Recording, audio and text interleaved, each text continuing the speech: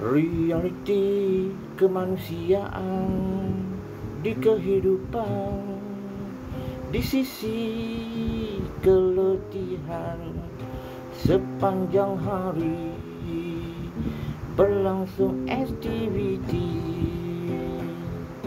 Selamat perjalanan ke tempat penginapan, tercampak ke sofa Empu Lena, detik bercerita, melihat keindahan alam, menggamit kenangan silam. Waktu berundur, sayu tergambar. Ketika itu masa lalu, redah persendirian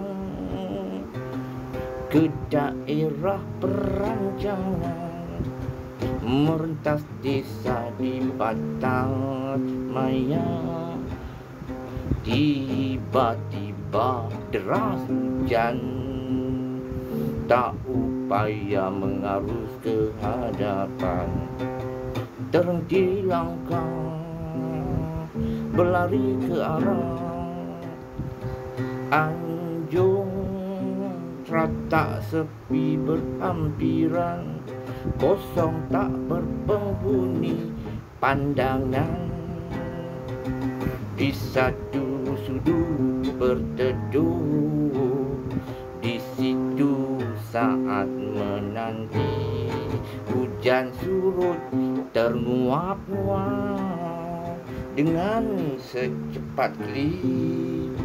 Seluruh alam maya kelam dirempuh di baham lembaga hitam sebesar langit, tak upaya melawan. Ikhtiar menjerit, suara terkunci, berat mengeluarkan perkataan memuji kebesaran Tuhan yang satu, Allah. Nafas terjungap canggih, terus menerus dihempap lembaga itu, hingga tersentak sedar jua akhirnya mengucap panjang lebar, rupanya permainan hidup. Tersentap lagi kali kedua, kali ini benar-benar berada di dunia nyata. Pandang sekeliling depan belakang,